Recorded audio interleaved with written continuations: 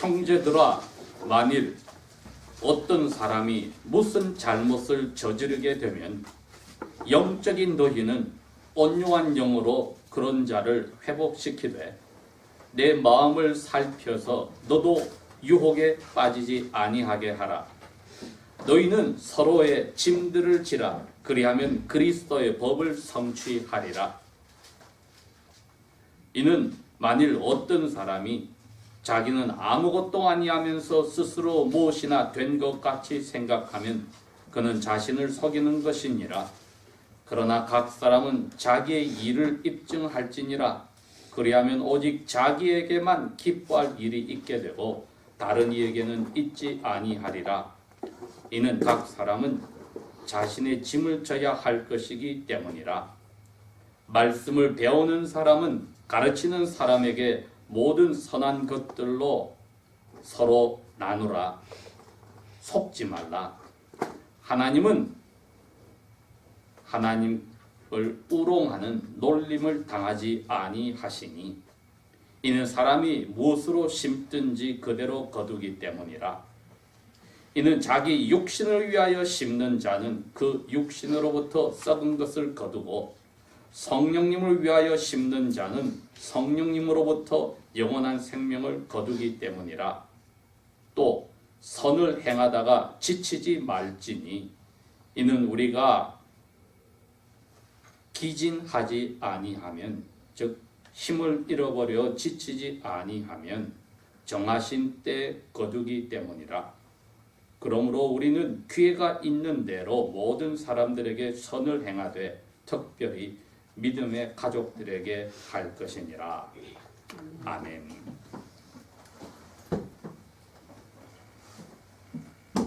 갈라디아서는 갈라디아 지방에 있던 교회에 그 지방에 가서 교회를 그리스도 예수님의 교회를 세웠던 사도 바울이 편지를 쓴 것입니다. 저번에도 이야기했듯이 사도 바울이 어느 교회에 편지를 썼다 할 때는 그 편지 내용에 그 교회에 일어난 문제들에 대해서 해답이 있기 때문에 편지를 씁니다. 갈라디아 교회도 예외가 아니고 그 교회 교인들의 신앙생활 속에 문제가 생겼기 때문에 이 편지를 썼습니다. 그리고 이제 편지의 말미에 가서 자기가 이 교인들이 어떻게 그 편지를 통하여서 다시 믿음 안에서 살아야 하는지 지침과 같은 명령들을 주는데 6장이 그 부분에 해당합니다. 이 교회의 문제는 무엇보다도 유대인 그리스도인들이 가지고 온 문제였습니다. 유대인 그리스도인들이 가지고 온 문제가 동양 문화권에 있는 우리 한국 사람들은 이해하기가 아주 쉽습니다. 동양 전체를 사로잡고 있는 것이 불교의 문화고 유교의 문화인데 거기서 강조하는 것이 인간의 노력입니다. 자력으로 구원을 이룬다. 자기가 노력하여서 신의 경지에 올라가는 일이기 때문에 그 개개인의 그 노력을 아주 강조합니다. 유대인들이 바로 그러한 부분에 아주 자신 있어 합니다. 유대교가 하나님께서 만들어 놓은 많은 법들을 지키라고 명령을 주셨지만 그 명령을 주신 진짜 이유는 사람들이 그 명령대로 지키려다가 지킬 수 없음을 발견하게 하기 위해서였습니다. 그게 다른 종교가 노력하여서 신의 자리로 가겠다는 열심의 이유가 달랐습니다. 즉 유대인들의 하나님이 주신 법은 자신이 죄인이란 것을 발견하게 하는 그 기능이 있습니다. 그 다음에는 발견하고 나서 어떻게 이것을 해결할까 하는 해결책을 주는 이정표와 같이 사인포스트와 같이 되어 있습니다. 그 가르치는 끝에 누가 있냐면은 갈라디아인들이 믿었던 나사렛 예수란 분이 하나님이라는 존재가 거기에 있는 것입니다. 자, 그렇게 생각하면은 오늘 이 갈라디아 교회에 유대인들이 문제를 가져왔다는 것이 거기와 관련이 되어 있습니다. 갈라디아 사람들은 그리스 문화에 있어서 유대교와는 상관이 없는 사람들이라 사도 바울이 찾아와서 그냥 예수 그리스도가 하나님의 아들로서 하나님께서 사람들이 지은 죄를 대신해서 그분에게 벌을 내리고 그분을 살려주면서 사람들이 그분을 하나님으로 믿으면은 죄가 용서받는다 하는 말을 전했습니다. 사람들이 이 세상 어디 있든지 자기가 깨끗하고 완전한 사람이 없다는 것을 아니까 그 좋은 소식을 받아들이고 잘못을 고백하고 예수님을 신으로 받아들여서 그리스도인이 되었습니다. 그런데 유대교의 본산이요, 제일 먼저 그리스도인들이 되었던 이스라엘의 예루살렘에서 유대교에서 개종한 유대인 그리스도인들이 갈라디아 교회에 찾아와서 그 사람들을 부추깁니다. 어떻게 부추기느냐? 우리를 봐라. 너희들이 신으로 믿는 예수와 같은 유대인들이야. 그리고 우리는 너희들과 다르게 그 예수가 살아있을 동안에 지켰던 율법을 우리는 아직 가지고 있어. 그러니 너희들이 예수를 잘 믿겠다면 예수처럼 너희들도 율법을 지키고 또 예수를 하나님을 믿고 둘다를 해야 돼. 그 대표적인 것이 우리 유대인 남자들처럼 너희 남자들도 다 할례를 받아라. 생식기의 끝부분을 찢어서 하나님 앞에 인생을 바친다는 표시를 하나님하고 약속해라. 유대인들이 그것을 당당하게 이야기를 하였기 때문에 많은 것, 좋은 것이 많을수록 좋다는데 이방인 그리스도인들의 마음을, 갈라디아 교인들의 마음을 움직여서 그릇된 길로 이끌었습니다. 사도 바울이 그 소식을 들었을 때 그 유대인 그리스도인들은 너희들에게 다른 복음, 즉 엉터리를 전하고 있기 때문에 누구든지 그 엉터리를 너희에게 갖다 주는 사람은 천사가 와서 그 말을 전하더라도 하나님은 그 천사와 그 말을 전하는 사람들에게 저주를 내릴지어다 하고 강하게 이야기를 했습니다. 왜냐하면 그걸 그대로 따르면 예수님이 하나님으로서 자기 죄 대신에 벌받았다는 그거 하나 외에 다른 것을 더 자기가 노력해야 되는 것이 들어온 순간에는 하나님께 버림을 받기 때문입니다. 이 잘못된 복음은 버림을 받는 복음입니다. 그것을 따르는 사람이 하나님께 버림을 받게 하는 복음이 되는데 어떻게 사도 바울이 그 사람들이 그 자리로 떨어져 가기를 원하겠습니까? 자, 그런데 사람들이 일단 그 맛을 보기 시작하면 빠져나오기가 힘듭니다. 이게 마약과 같습니다.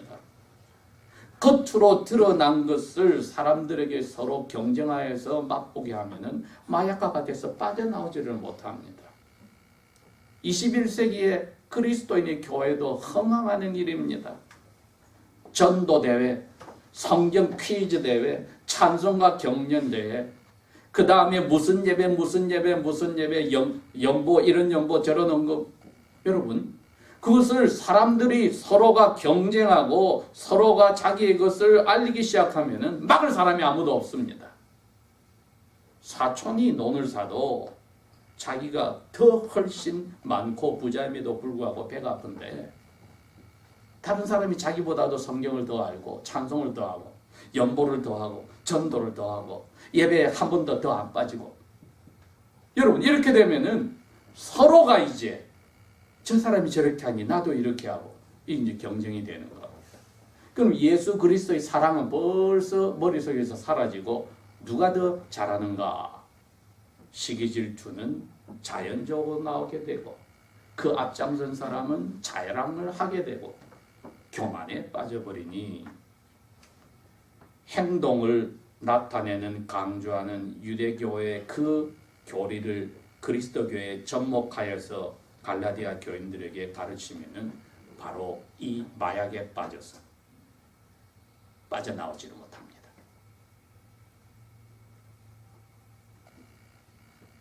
예수 그리스도의 종교는 예수님이 자기 몸소 하나님으로 대접 안 받겠다.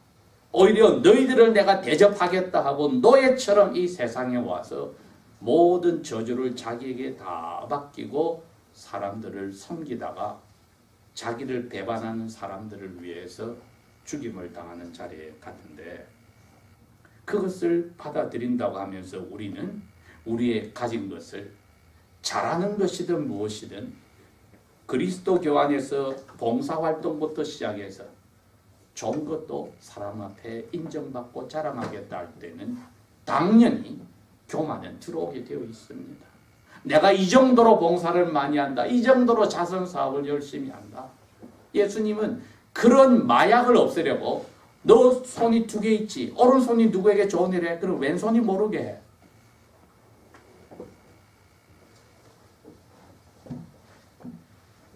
이런 마약이 자기의 행동을 열심히 함으로 인정받겠다 할 때 또 부채질하는 것이 하나 더 있었으니 유대교인 그리스도인들이 예루살렘에서 믿지 않는 유대교인들에게 고통을 받습니다. 왜 너희들은 할례까지 받아놓고 모세율법을 버리고 나사렛 예수를 신으로 받아들이느냐. 그러니 그 이웃과 어울리기 위해서 자기가 고통을 덜 받고 힘들게 하는 것을 적게 하려고 꼭 그렇진 않아. 봐, 우리가 이방인들에게 예수 믿게 하지만 그 사람도 할례받게 할 거야. 그래서 유대교를 버렸다고는 안 할 거야. 그러니 오해를 하지 마라. 즉 핍박을 적게 받고 피해가려는 그러한 마음이 유대인들에게 있는데 그것을 또 이방인들에게도 그 마음을 넣어준 겁니다. 너희들이 이렇게 하면 좋은 게 좋은 거야. 그러니 예루살렘 성전에 너희들이 명절에 예배하러 오더라도 믿지 않는 유대인들에게 핍박을 안 받을 거야. 얼마나 좋아.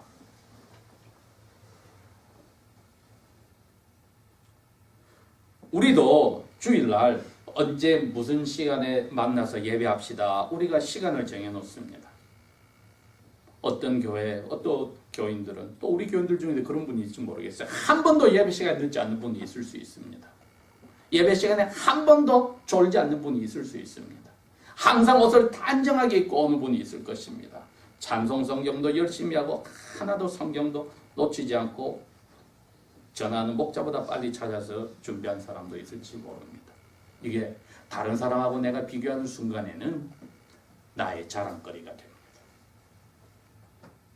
또 6일 동안에 우리의 선행을 통하여서 사람들이 하나님께 영광을 돌리라고 했기 때문에 내가 이처럼 하나님 앞에 열심히 산다는 것을 다른 사람을 비교해서 자기와 이야기할 때는 이 마약에 들어간 것입니다. 여러분, 그러니 오늘 갈라디아서의 6장의 말씀은 5장에 가르친 원리를 지금 어떻게 실천하느냐를 이야기했으니 5장에는 뭐라고 했냐면은 너희들이 한번 그 마약에 빠져들면은 다른 사람과 비교하는 시기질투에 들어가면 빠져나오지를 못하니까 너희를 그리스도인으로 만들려고 하나님 보내신 성령께 사로잡혀서 성령님이 그 사람의 인격을 그리고 도덕적으로 타락한 성질까지도 바꿔주시는데 그것을 이분은 성령의 열매라고 표현을 했습니다. 이 성령의 열매는 그 사람의 영혼을 예수님처럼 9가지 색깔로 바꿔주는데 거기에 들어가서 너 자신만 자기의 영혼을 들여다보고 그 9가지의 아름다운 예수님의 성품과 기질을 닮아가는 것을 점검해 보아라. 그러면 너 스스로가 거기에 발전했으면 하나님 앞에 감사하고 기뻐하지 다른 사람하고 비교하지 말아라. 그렇게 한 겁니다. 오늘 6장 1절에 10절은 다른 게 아닙니다. 비교하지 말고 너 자랑할 게 있다면 하나님하고 너 영혼하고 딱 하나님 말씀 펴놓고 이 9가지 색깔의 성령께서 내 마음에서 예수 믿게 나서 시작했다는데 내가 어느 정도 발전했나? 발전인 것 같다. 지난주보다도. 화를 3번 낼 걸 2번 하고 2번 낼 걸 1번 하고 저 사람을 오해할 걸 2번 참고 3번 참아서 오해하지 않고 말이 나가는 것을 막았다면은 내가 예수님을 좀 더 닮아갔구나 하고 내가 가진 짐을 하나님 앞에서 그것을 내가 하나님의 뜻에 따라 예수님 닮아가는데 노력한 것에 감사하구나 이렇게 생각한 것을 끝나란 겁니다. 그게 각 사람은 자기의 짐을 지라는 것입니다. 그리고 다른 사람 생활에 간섭하지 마라. 여러분 이게 첫 번째 저희들이 생각해야 되는 겁니다. 이것을 사도 바울의 표현을 하면은 성령의 열매를 생활에 나타내는 것이 믿음을 가진 사람만이 하니까 예수께 대한 믿음을 가진 사람만이 하니까 이게 믿음의 열매를 나타내는 거지요. 믿음이 있는 사람은 이러한 행동의 열매가 영혼에서부터 나오게 되어 있습니다. 너 스스로만 하나님 앞에서 너의 영혼을 책임져라. 너가 예수 믿는 순간부터 지금까지 스스로의 영혼이 예수님의 인격을 닮아가고 기질이 타락했던 기질이 바로 잡혀가느냐. 타락한 기질은 뭡니까? 성질 급한 겁니다. 그럼 바뀐 기질은 뭡니까? 뭐든지 빠르게 처리하는 겁니다. 나쁜 급한 것이 빠지고 빨리 결정합니다. 또 느긋한 사람은, 게으른 사람은 게으름이라고 하는 타락한 기질을 고쳐서 뭐든지 차분히 생각하고 찬찬히 확실해 나가는 것은 아름다운 기질로 바뀐 겁니다. 이처럼 다른 사람에게 항상 잔소리하고 눈을 돌리던 사람이 그 기질이 자기를 비판적으로 보게 되니 다른 사람에게 눈 돌릴 여력이 하나도 없어지면 똑같은 꼼꼼히 따지는 성격이지만은 하나님이 주신 아름다운 꼼꼼한 성격에 좋은 점만 남게 되는 겁니다. 이처럼 성령의 열매는 우리 믿음을 가진 사람이 이렇게 맺혀 나가는데 자기 자신에게 초점을 두어서 자기 짐을 져하는 것이고, 두 번째는 예수님의 명령에 따라서 서로의 짐을 져야 하는데 경우는 딱 하나뿐입니다. 예수님의 명령이 잡히는 날 저녁에 제자들에게 그랬거든요. 새 명령을 주는데 서로 사랑해라. 예수님이 평소 하시던 말씀이었습니다. 너 몸을 너 챙기지, 물도 마시고 먹기도 하고 잠도 자고 다 하지, 쉬기도 하지, 다른 사람 입장도 똑같이 그렇게 생각해줘. 너 몸 챙기듯이 다른 사람 너 마음도 챙기듯이 그 사람 그대로 챙겨줘. 그게 서로 사랑하라의 핵심인데, 그것이 이제 두 번째로 너 짐을 챙겼으면 다른 사람 짐 챙기라. 어떤 경우에 딱 하나 1절에 나와 있는 겁니다. 어떤 사람, 교회 멤버 중에 누구가 도덕적인 타락이 일어났다.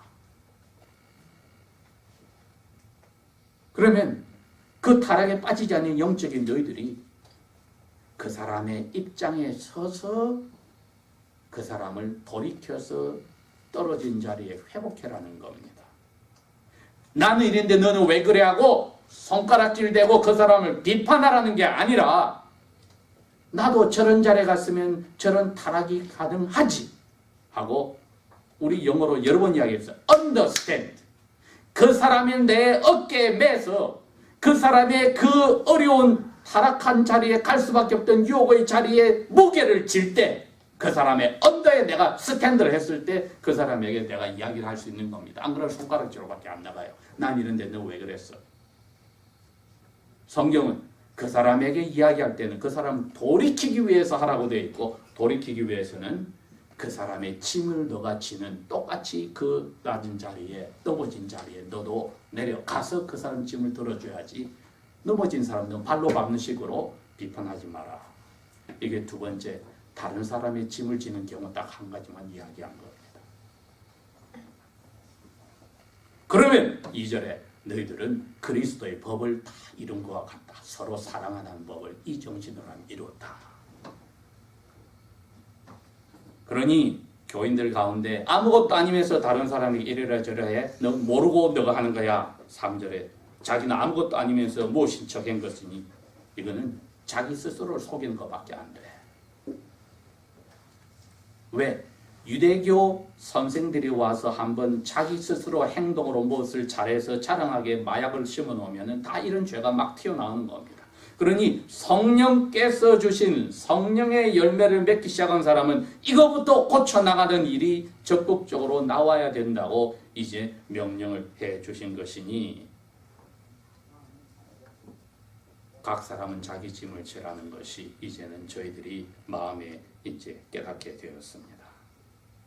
그 다음에 세 번째로는 말씀을 가르치는 자가 그것으로 자기의 삶을 다 직업으로 투자를 하면은 다른 직업을 가지고 돈을 버는 사람들이 그 사람 챙겨줘야 되지 않느냐. 그게 이분이 세 번째로 성령의 열매를 맺는 사람이 해야 될 당연한 일이라고 밝혔습니다. 마지막으로 네 번째로 이분이 밝힌 것이 저희들이 오늘날 또 결론적으로 생각해야 될 겁니다. 심는 대로 거두어. 너희들이 심을 때 하나님이 다 보고 있기 때문에 안 속아. 너희들이 나쁜 거를 심어놓고 좋은 거를 거두겠다면 하나님 속이려는 건데 그 심는 대로 거두는 법칙을 만든 하나님을 속이려고 놀리지 말아라. 저희들이 저희 자신의 영혼만 들여다본다면은 하나님은 놀리려고 안 할 겁니다. 왜? 하나님 말씀에 따른 내 영혼을 보았으니까 내가 A를 해놓고 B를 거두려고 마음으로 계획했다면 하나님이 이걸 보고 계신데 이건 불가능하지. 하나님은 A를 심었으면 A를 거두게 하시니까. 그런데 내 행동을 강조하는 교회들의 분위기에서는 속으로는 A의 동기를 가지고 심어놓고 사람들이 존경하는 B를 거두려 할 때 그 법칙을 A는 A를 거두고 B는 B를 거두는 법칙을 만드신 하나님을 속이려 하는데 하나님이 속지 않느니라. 그 대표적인 게 선행이었습니다. 선행. 모든 사람에게 좋은 일을 해야 되지만 특별히 믿음의 가정들에게 좋은 일을 하는 것. 나 자신이 나를 챙기듯이 믿음의 가정들에게 좋은 일을 하는 것은 멈추지 말아라. 이것이야말로 성령을 심어서 영원한 생명을 거두는 믿음의 열매의 표시란 겁니다. 자기 가정밖에 몰라. 자기 자신밖에 몰라. 그리스도인인데 그렇다면 그 사람은 육체의 욕심으로 육신을 위해서 심는 자입니다. 그건 선행이 아닙니다. 물론 다른 사람에게 해를 끼치지 않으니까 최소한 그거는 됐다 하지만 성경은 서로 사랑하라는데 너를 사랑하라고 성경 가르친 적이 없는데 다른 사람을 제껴놓고 자기만 사랑했으니 이거는 육신을 위해서 자기가 거둔 것은 썩은 이 세상에서 끝나버리는 것을 거두려고 한 것이니 성령으로 심어서 영원한 생명을 거둔 자리에서는 탈락했습니다. 그러니 네 번째 이분이 주신 이 명령이 첫 번 1, 2, 3을 우리가 제대로 하고 있는지를 눈에 띄게 보이는 부분입니다. 내가 더 가졌으면 없는 사람은 나눠주고 내가 여유가 있으면 그 사람이 힘드니까 가서 위로의 말도 전해주고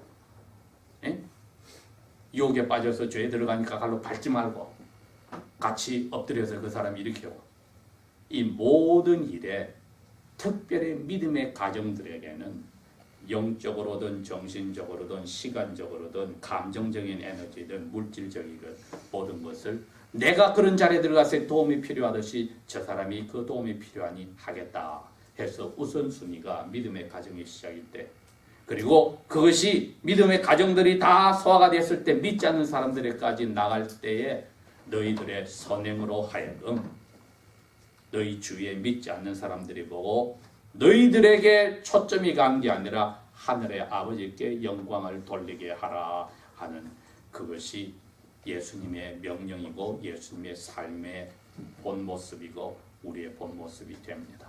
너가 믿음을 가졌느냐? 성령께서 믿음을 가져와서 열매를 9가지 인격을 바꾸면 열매가 선행에서 나올 때에 너 자신이 너를 하나님의 말씀으로 보는 자세가 보이고 같은 교인 안에서 어떻게 어려운 자리에 있고 죄진 교인을 볼 때에 어떤 자세인지 보이고 그리고 정신적으로 육체적으로 물질적으로 힘든 교인들을 볼 때 너희가 어떻게 대하는지 보이고 그 다음에 믿지 않는 사람에게도 어려운 일을 당할 때 너희 교회로서 어떻게 대할지 보이니 이것이야말로 유대교인들이 전해준 거기에 빠질 게 아니라 참된 그리스도의 복음을 삶에서 선한 행실로 전하는 서로 사랑하는 제자들의 모습이다. 사도 바울이 그걸 편지 말미에 이렇게 정리한 겁니다. 믿음의 열매를 나타내고 있는가 기도하겠습니다. 아버지 하나님, 자기를 낮추어서 왕의 대접도 신의 대접도 받지 않고 자기를 모르고 핍박하는 죄인들을 위하여 사신 예수님에게 오늘 저희들이 다시 한번 사도 바울의 말씀을 통하여 본을 배웁니다. 우리의 영혼의 상태를 말씀에 따라 점검하니 저희들이 정직하게 하시고 스스로에게 무자비하고 솔직하고 용기 있게 판단하게 하셔서 다시는 우리의 손가락이 자기를 향할지언정 다른 사람에게로 가는 그 죄, 이웃을 미워하고 자기를 사랑하는 죄, 이웃을 무시하고 자기를 높이는 죄에 들어가지 않게 도와주십시오. 아버지의 사랑이 우리를 녹이시면 무엇이든지 가능하니 허락하여 주십시오. 그것이 이루어질 때까지 쉬지 않고 부르짖게 저희의 마음에 목마름과 배고픔을 허락하여 주십시오. 예수님 이름으로 감사 기도합니다. 아멘.